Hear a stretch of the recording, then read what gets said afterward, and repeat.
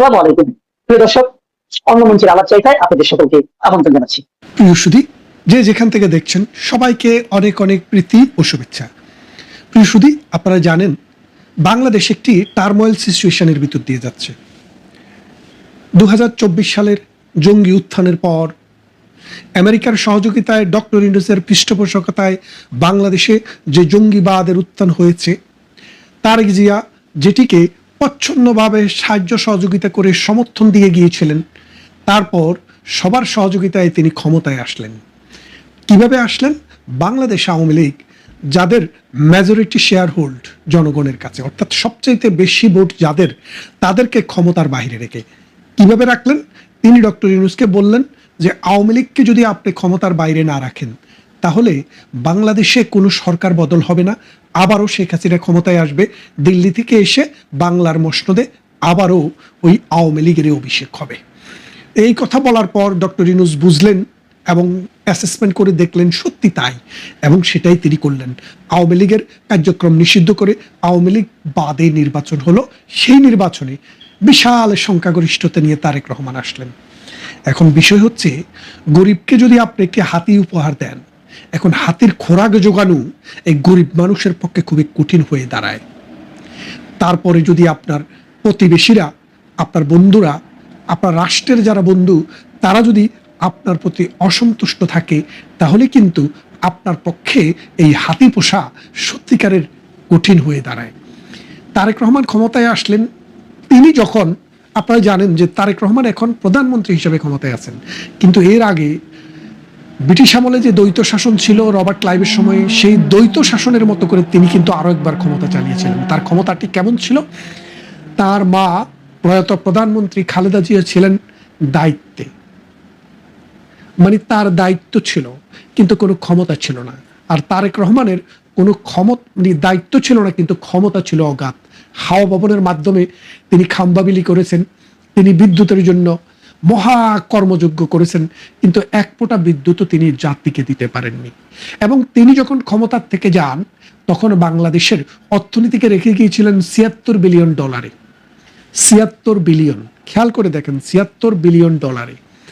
আর প্রধানমন্ত্রী শেখ হাসিনা 2008 সালে জয়লাভ করার পরে 2009 জানুয়ারিতে, 5 জানুয়ারিতে তিনি যখন সরকার শুরু করেন, আর 2024 5 আগস্ট তিনি ক্ষমতার থেকে যখন চলে যান, তখন তিনি রেখে গিয়েছেন বাংলাদেশের মানুষের জন্য অর্থনীতির সাইজ 800 বিলিয়ন।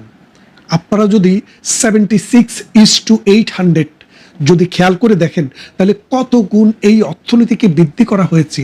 মানুষের অর্থনৈতিক চাহিদা, মানুষের গ্যাসের চাহিদা, বিদ্যুতের চাহিদা, ট্রান্সপোর্টেশনের চাহিদা, মানুষের যে গাড়ি ঘোড়ার চাহিদা, ট্রেন রেলের চাহিদা এবং রোড ট্রান্সপোর্ট করার জন্য যে চাহিদা, সেটা শত শত গুণ বেড়ে গিয়েছিল। আপনারা জানেন বিএনপির সময়ে বিদ্যুৎ শুধু যেত, আসতো না কখনো। তার মানে সেই অবস্থা থেকে পরিত্রাণ করার জন্য প্রধানমন্ত্রী শেখ হাসিনা এই বিদ্যুৎ ব্যবস্থাকে ঢেলে সাজালেন, বাংলাদেশকে শক্তিতে স্বয়ং সম্পূর্ণ করলেন। আর যেটুক অভাব ছিল সেটুক ভারত থেকে এনে তিনি পুড়িয়েছিলেন।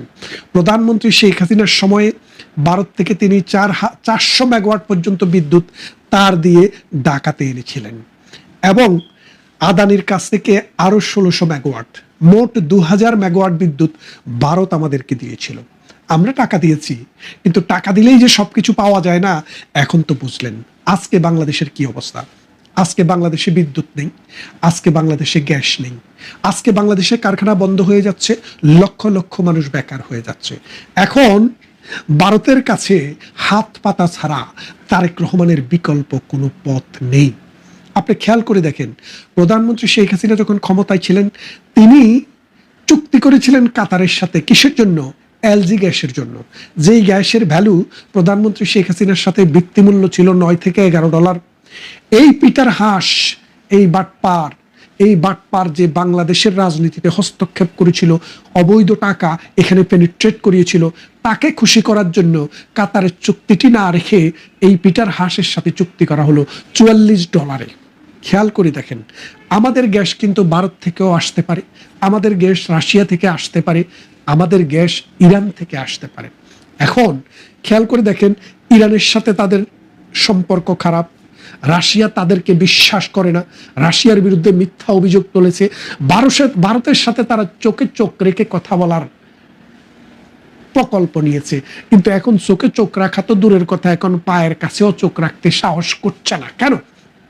কারণ ভারতের যে বিশাল শক্তি, আজকে যদি ভারত এই 2000 মেগাওয়াট বা 1600 মেগাওয়াট বিদ্যুৎ বন্ধ করে দেয়, অর্থাৎ আদানি যদি টেকনিক্যাল ফল্ট বা কোনো একটা ফল্ট দেখিয়ে যদি 1600 মেগাওয়াট বিদ্যুৎ বন্ধ করে দেয়, তাহলে ঢাকা শহরে আগামীকাল আর বিদ্যুতে থাকবে না। বিদ্যুৎ মন্ত্রী টুকু সাহেব বললেন যে আগামী 2 বছর পর্যন্ত বিদ্যুতের উন্নয়ন করার কোনো সম্ভাবনাই নাই। তারা মালয়েশিয়াতে গিয়েছেন কিছু প্রাকৃতিক গ্যাস কেনার জন্য। মালয়েশিয়া বলেছে আমরা কিছু দিতে পারি, তবে এটার কন্টেইনার তৈরি হয়ে আসবে চায়না থেকে, সেই কন্টেইনারটি তৈরি হতে লাগে 2 বছর। তাহলে খেয়াল করে দেখেন বাংলাদেশ আজকে যে মহা বিপদে আছে। আমি যে কথাটি দিয়ে শুরু করেছিলাম যে হাতি যদি কেউ আপনাকে উপহারও দেয়, সেই হাতি কিভাবে পুষবেন সেই সক্ষমতা আপনার থাকতে হবে। প্রধানমন্ত্রী শেখ হাসিনা বাংলাদেশ আওয়ামী লীগ 15-16 বছর 17 বছর সময়ে বাংলাদেশের অর্থনীতিকে 76 বিলিয়ন থেকে 800 বিলিয়নে উন্নীত করেছেন। বাংলাদেশের মানুষের মাথাপিছু আয় $750 থেকে $2700 $2800 উন্নীত করেছেন। বাংলাদেশের বিদ্যুতের চাহিদা 4000 মেগাওয়াট থেকে উন্নীত করে তিনি 1900 থেকে 2000 20,000 মেগাওয়াটে উন্নীত করেছেন। বাংলাদেশ এখন মধ্যম আয়ের একটি দেশ। সে দেশটি পরিচালনার জন্য যিনি দায়িত্ব নিয়েছেন তারেক রহমান, এই দেশের অর্থনীতিকে বোঝার সক্ষমতা তারেক রহমানের নাই। যার কারণে বাংলাদেশে বিদ্যুৎ সেক্টরে এখন ধস নেমেছে। মানুষ রান্না করার জন্য গ্যাস পাচ্ছে না।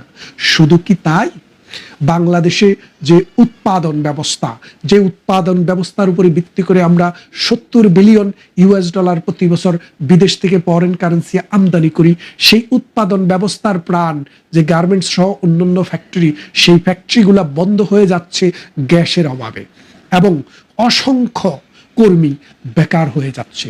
এই লক্ষ লক্ষ কর্মী বেকার হয়ে যাওয়ার কারণে বাংলাদেশে যে সোশ্যাল অর্ডার সিটি সৃষ্টি হয়েছে, বাংলাদেশে যে দারিদ্র্যের সৃষ্টি হয়েছে, এটার রোখার ক্ষমতা তারেক রহমান এবং তার মন্ত্রণালয়ের নেই। কারণ তিনি ক্ষমতা ভোগ করেছেন, তিনি দায়িত্ব কিভাবে পালন করতে হয় তার মায়ের যুগে তিনি সেটা শিখেননি। আজকে তিনি শিখতে এসেছেন, কিন্তু আজকে তার অনেক দায়িত্ব, এখন দায়িত্বও আছে, ক্ষমতাও আছে, তারপরেও তিনি পাচ্ছেন না। দেখেন বাংলাদেশের রাজনীতিতে, বাংলাদেশের অর্থনীতিতে, বাংলাদেশের সমাজে এবং বাংলাদেশের ভৌগোলিক প্রেক্ষাপটে এবং বাংলাদেশের সার্বভৌমত্বে ভারতের যে প্রয়োজনীয়তা, ভারতের যে প্রভাব, সেটা অনস্বীকার্য। ভারতের সাথে সম্পর্ক খারাপ করে এই বাংলাদেশের অর্থনীতি টিকবে না। ভারতের সাথে সম্পর্ক খারাপ করে এই বাংলাদেশের রাজনীতি চলবে না। আপনাকে বলি, বুড়া মানুষ দেখেন কতগুলা পারভার্টেড বুড়া আছে, এই বুড়া বয়সেও তার সেক্সুয়াল অ্যাপেটাইটটা খুব হাই, কিন্তু শরীরে শক্তি নেই। তখন সে কি করে জানেন?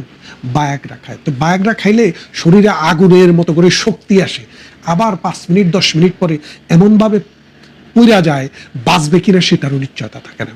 তো বাংলাদেশে যে রাজনীতি, বাংলাদেশে যে মৌলবাদী রাজনীতি, জঙ্গিবাদী রাজনীতি, বিএনপির যে রাজনীতি, সেটা হচ্ছে বায়াগ্রা খাওয়ার মতো।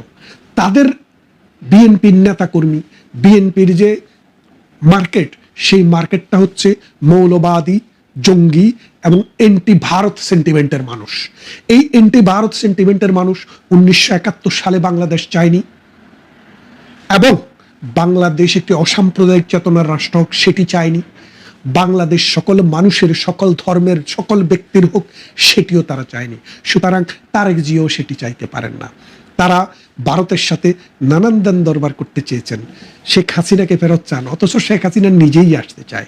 শেখ হাসিনা ভারতে বন্দী নয়। এখন বিষয়টা হচ্ছে আজকের বাংলাদেশের যে অবস্থা, এই অবস্থায় আরেকটি সমস্যা আগামী মাসে যুক্ত হচ্ছে। সেই সমস্যাটি হচ্ছে আমাদের যে সেচ ব্যবস্থা, আমাদের যে পানি বন্টন ব্যবস্থা, ভারতের সাথে 30 বছর মেয়াদী একটি চুক্তি হয়েছিল 1996 সালে প্রধানমন্ত্রী শেখ হাসিনা ক্ষমতায় আসার পর সেই চুক্তিটি করেছিলেন। সেই চুক্তিটি 30 বছরের জন্য করেছিলেন, গঙ্গার পানি বন্টন চুক্তি। সেই গঙ্গার পানি বন্টন চুক্তিটি আগামী মাসে, অর্থাৎ সেপ্টেম্বর মাসের 26 তারিখে সেটি শেষ হয়ে যাচ্ছে। তাহলে আপনি বোঝেন এখন তারেক জিয়াকে